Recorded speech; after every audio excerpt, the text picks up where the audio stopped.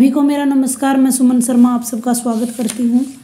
आज का मेरा मुख्य विषय आप स्क्रीन पे देख रही हैं, समकालीन हिंदी उपन्यासों की प्रवृत्तियाँ और विशेषताएं लेकर। सबसे पहले भूमिका की बात कर लेते हैं। समकालीनता होती क्या है? अपने समय की महत्वपूर्ण समस्याओं के साथ उलझना ही समकालीनता है। यह एक प्रकार की काला अवधि क्रम है। प्रत्येक काल अवधि की अपनी अलग अलग समस्याएं होती हैं और समय के अनुसार सभी बदलती रहती हैं। आज के नैतिक मानदंडों में ये समस्याएं और परिस्थितियां नित्य परिवर्तनशील होती रहती है। ऐसी स्थिति में समकालीन उपन्यासकारों ने भी इनसे मुंह नहीं मोड़ा है, अपने समय की समस्याओं को अपने उपन्यासों में प्रस्तुत करने की कोशिश की है। समकालीनता को अंग्रेजी में कॉन्टेम्परेरी कहा जाता है। समकालीन शब्द एक प्रचलित खंड और प्रवाह की स्थिति को कहते हैं। यह सवचेतना, संचेतना और संवेदनशीलता समकालीनता की अनिवार्य शर्त होती हैं।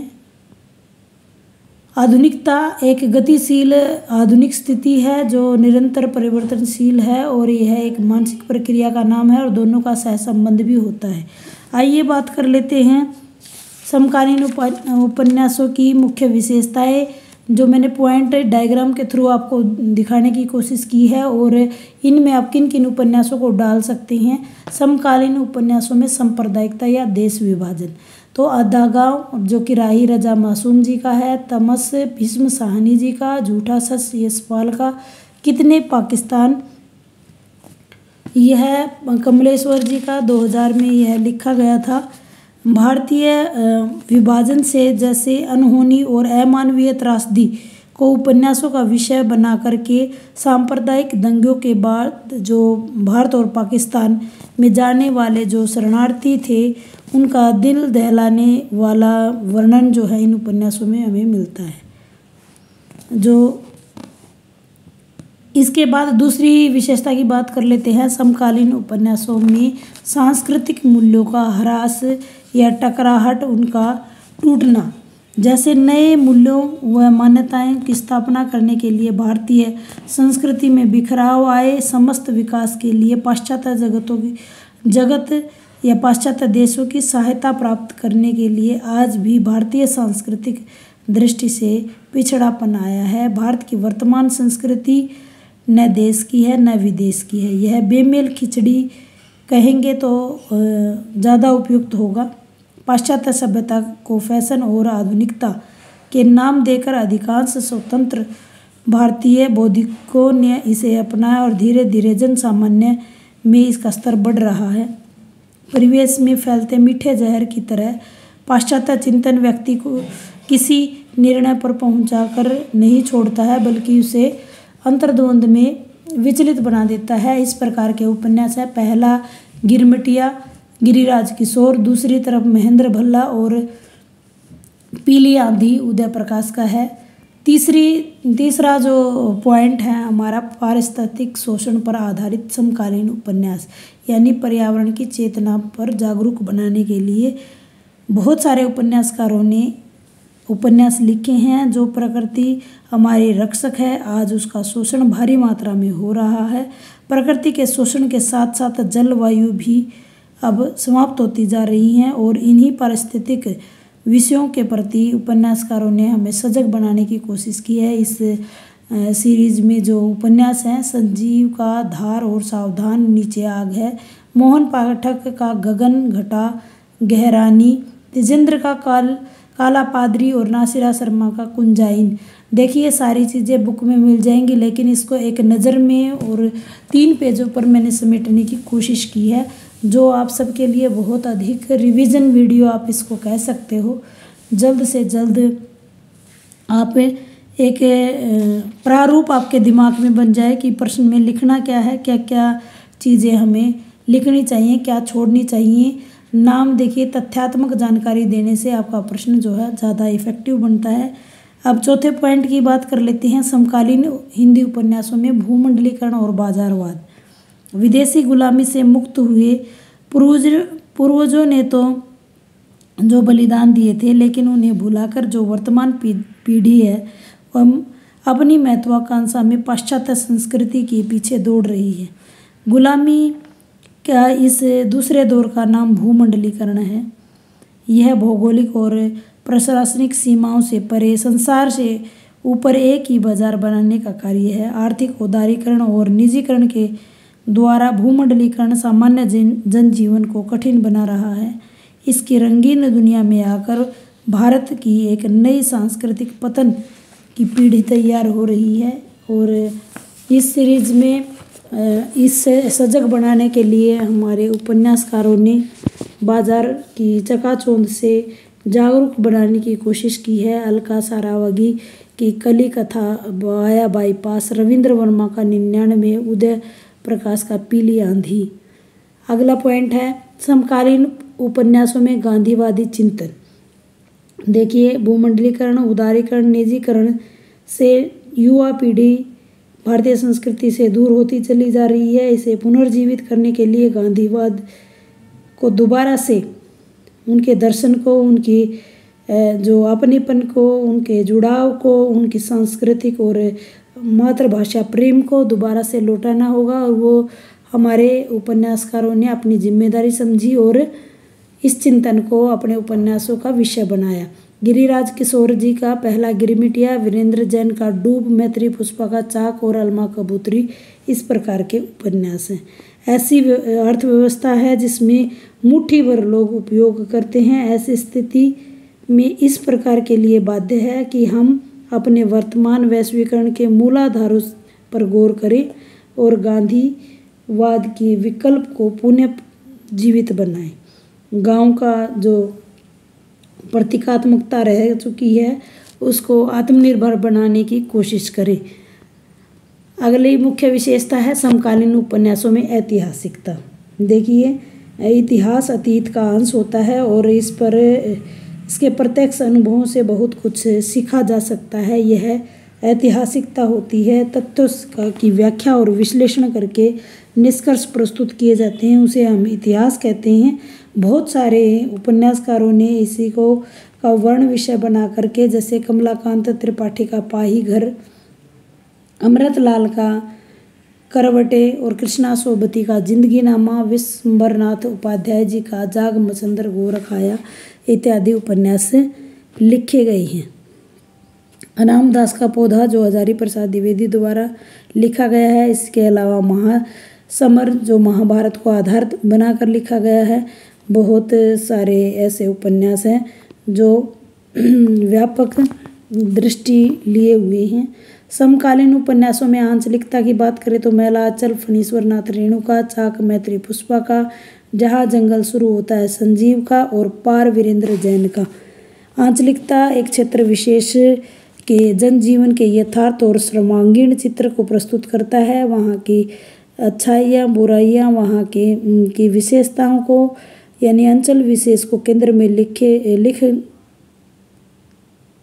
में रखकर लिखे जाने वाले उपन्यास को हम आंचलिक उपन्यास कहते हैं। इसमें यथार्थ की अभिव्यक्ति होती है, वास्तविक जीवन का समग्र चित्र प्रस्तुत किया जाता है। ऐसे उपन्यासों में समाज के मुद्दों को उभारने की कोशिश की जाती है।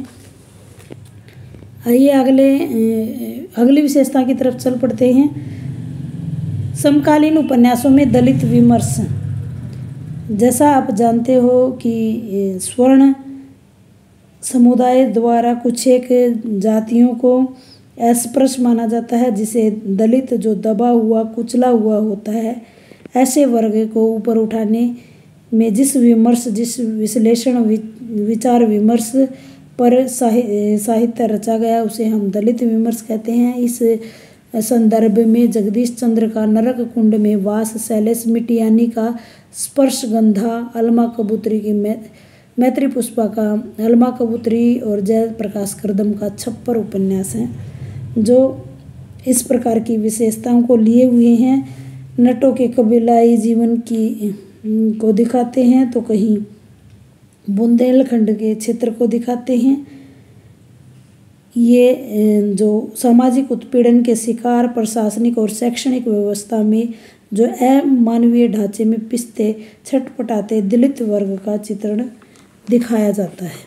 समकालीन उपन्यासों में राजनीतिक पतन की बात कर लेते हैं। अगला पॉइंट है तो इसमें भारत की सामाजिक जो स्थिति है वो कृषि पर आधारित है और आजकल जो बदलते स्वरूप में एक जटिलता के साथ सारी व्यवस्था और मान्यताएं झकझोर कर रख दी जाती हैं। औद्योगिकरण की ऐसी लड़ाई चल रही है जिससे कि ग्रामीण संस्कृति नष्ट होती जा रही है और शहरी संस्कृति का विकास होता जा रहा है।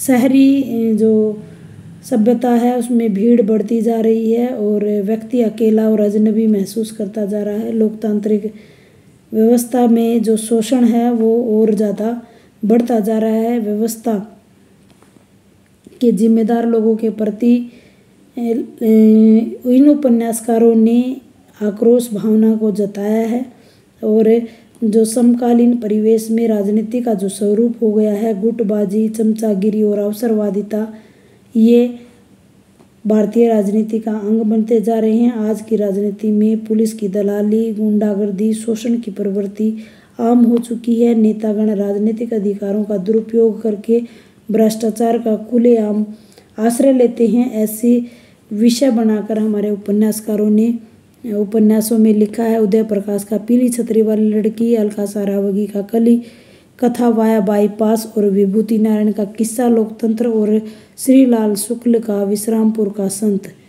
आइए अगली विशेषता की बात कर लेते हैं। समकालीन उपन्यासों में जनजाति का चित्रण, ऐसे ही जनजातियों के विस्थापन, उनके दुनिया भर की जो विस्थापन की जो क्रूर सच्चाई है, इस व्यवस्था में जनजातीय चित्रण किया हुआ है। कुछ जातियां ऐसी हैं जो सभ्य समाज को हाशिए में डेरा लगाए हुए सदियां गुजर चुकी हैं। सरकार ऐसी जातियों का नाम भी कहीं नहीं आता है।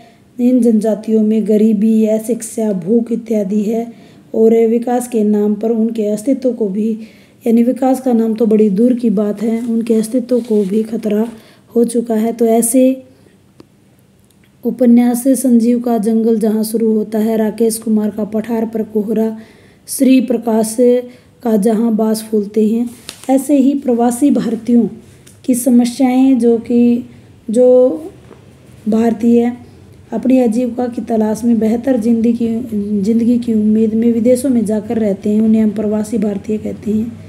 अंग्रेजी सरकार के वक्त बिहार, बंगाल, उत्तर प्रदेश के अनेक गिरमिटिया मजदूर बनाकर मॉरिशस, फिजी, त्रिलैंड आदि जगह भेजे गए। इनमें से अभिमन्यु अनंत के उपन्यास लाल पसीना और पसीना बहता रहा भारत के प्रवासियों के साथ जो हो रहा शोषण है उसके बारे में यह उपन्यास हमें दिखाते हैं। इसके अलावा रामदेव धुरंधर पूछो इस माटी से, रविंद्र कालिया ABCD, महेंद्र भल्ला का दूसरी तरफ और सुषम बेदी का हवन नाम के उपन्यास हैं जो विदेशों में जीविका अर्जित करने वाले प्रत्येक संवेदनशील भारतीय प्रवासी के द्वंद्व प्रवास से रूबरू हमें कराते हैं। इन उपन्यासों में भी बहुत ज़्यादा सफलता हमारे उपन्यासकारों ने प्राप्त की है। समकालीन उपन्यासों में स्त्री विमर्श की बात कर लेते हैं। स्त्री को केंद्र में रख करके महिला जीवन की अनेक समस्याओं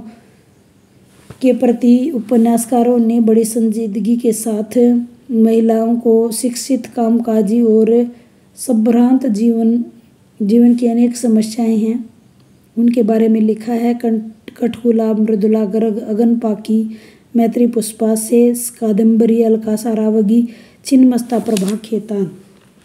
स्त्री का मानसिक आर्थिक शोषण, समाज में स्त्री की असमानता, दोयम दर्जे का रहना, अस्मिता पर प्रश्न चिन्ह उठाना, कामकाजी महिला का आत्मसंघर्ष, इस प्रकार के बहुत सारी समस्याएं हैं जो आधुनिकता के इस दौर में दिखाई गई हैं।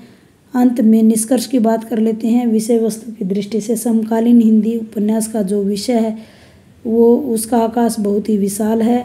जीवन के छोटे से छोटे पक्ष को मुख्य विषय बना करके उपन्यासकारों ने जीवन के विविध पक्षों को उजागर करने की कोशिश की है। समकालीन उपन्यास का भविष्य जो है स्वर्णिम है। आगे भी बहुत सारे उपन्यास लिखे जाने अभी बाकी हैं। धन्यवाद।